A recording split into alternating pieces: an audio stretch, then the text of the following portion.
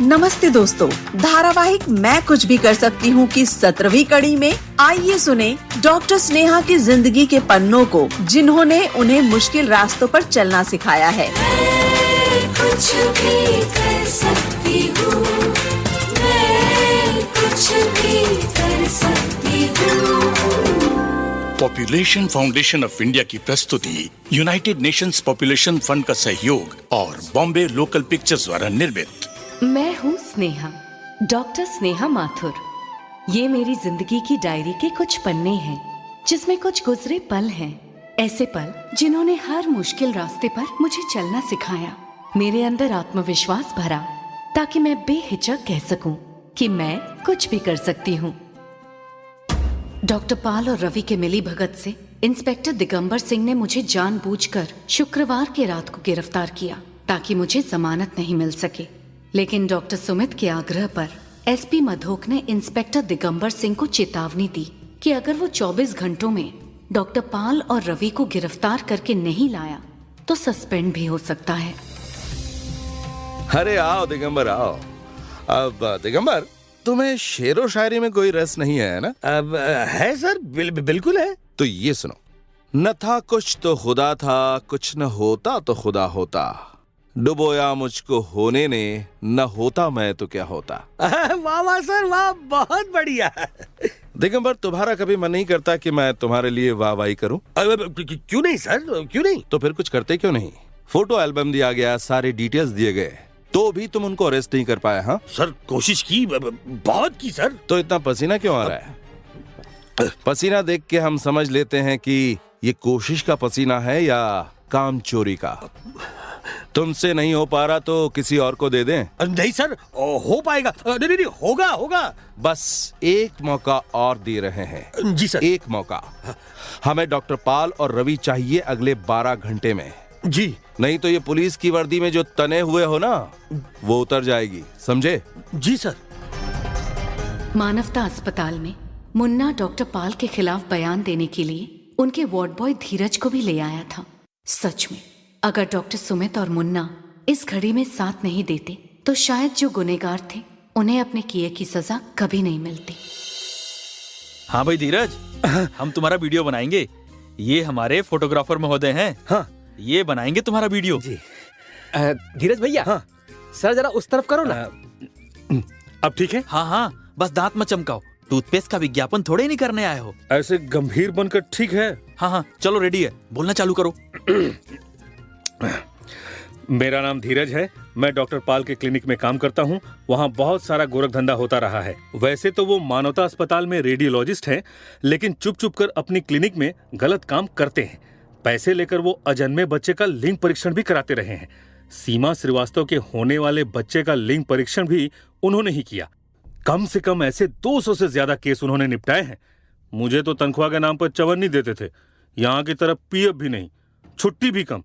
और सुना है मानवता अस्पताल में अगर आपकी बीवी को बच्चा हो तो आपको भी छुट्टी मिलती है। बस बहुत हो गया, अब जल्दी से इसकी चिप निकाल के दे दो। अरे हाँ भैया, 1 मिनट, ये लीजिए। अच्छा बोला ना?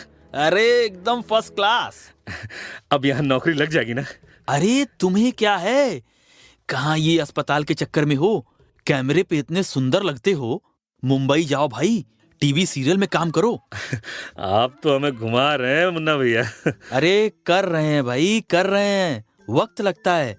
मुंह खोला और नौकरी थोड़ी मिल जाएगी। अच्छा हम आते हैं, तुम फोटोग्राफर महोदय से जरा बातचीत करो, हम जा रहे हैं, थोड़ी जल्दी है।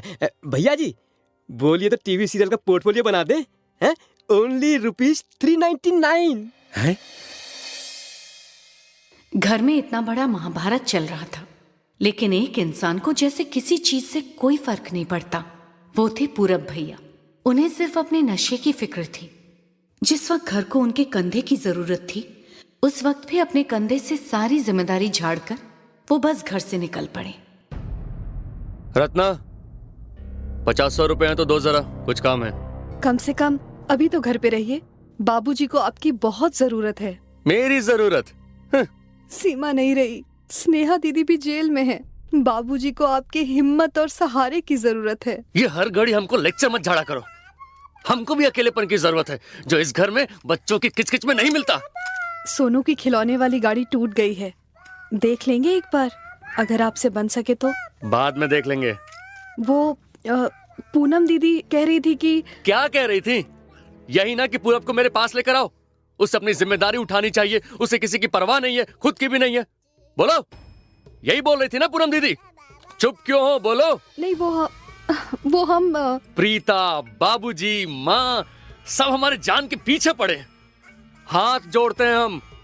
तुम अब हमारा दिमाग मत खाओ, समझी? पर वो लोग गलत तो नहीं कहते। आप ही याद करिए, हमने कौन सा काम साथ किया है कभी? तो तुम्हारे साथ यहाँ घर में बैठकर हम बच्चों की मालिश करें या उनके पीछे पीछे थाली लेकर घूमे कि खाना खा लो बेटा? यही चाहती हो तुम? इसमें गलत क्या है? इंजीनियर हैं हम। आज हाथ में नौकरी नहीं है तो सब तुर्रम खा बन रहे हैं। हमको उल्टा सीधा सुना जाते हैं। नौकरी लग गई ना तो सबका मुंह बंद कर देंगे। पर नौकरी तभी लगेगी ना जब आप कोशिश करेंगे।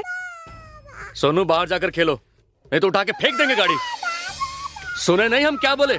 उठा के फेंक देंगे ये खिलौना और तुमको भी। बच्चे पे क्यों हाथ उठाया? चुप हो जाओ बेटा। इस बच्चे की क्या गलती है? खिलौने ला तो नहीं सकते हैं, लेकिन तोड़ना अच्छा जानते हैं। अरे मुझे मेरा हक मत दीजिए, पर बच्चों से उनका हक क्यों छीनते हैं? दूसरे बच्चों की तरह आज तक वो कभी अपने पापा के साथ नहीं खेले। कभी बीमार होने पर या टीका लगवाने के लिए आप इन्हें डॉक्टर के पास लेके नहीं गए। कभी रोते हुए बच्चे को हंसाने की कोशिश तक भी नहीं की। कभी इन्हें कहानी सुना के सुलाया भी नहीं। कभी अपने हाथों से निवाला तक नहीं खिलाया। कभी अपने कंधे पर बिठाकर इनको मेला नहीं घुमाया। कभी नहीं, कभी नहीं। उफ, शुरू हो गया आंसू बहाना। जा रहे हैं हम। ना पत्नी की फिक्र थी, ना बच्चों की, ना बाबूजी की फिक्र थी, ना मेरी। पूरा भैया की जिंदगी अपने रफ्तार से एक अलग रास्ते पर जा रही थी। एक भटका हुआ सा रास्ता जिसकी कोई मंजिल नहीं थी। मेरी इस डायरी की बाकी पन्नों में है आगे की कहानी, जो कभी अधूरी है तो कभी पूरी। अगली कड़ी में फिर मिलेंगे।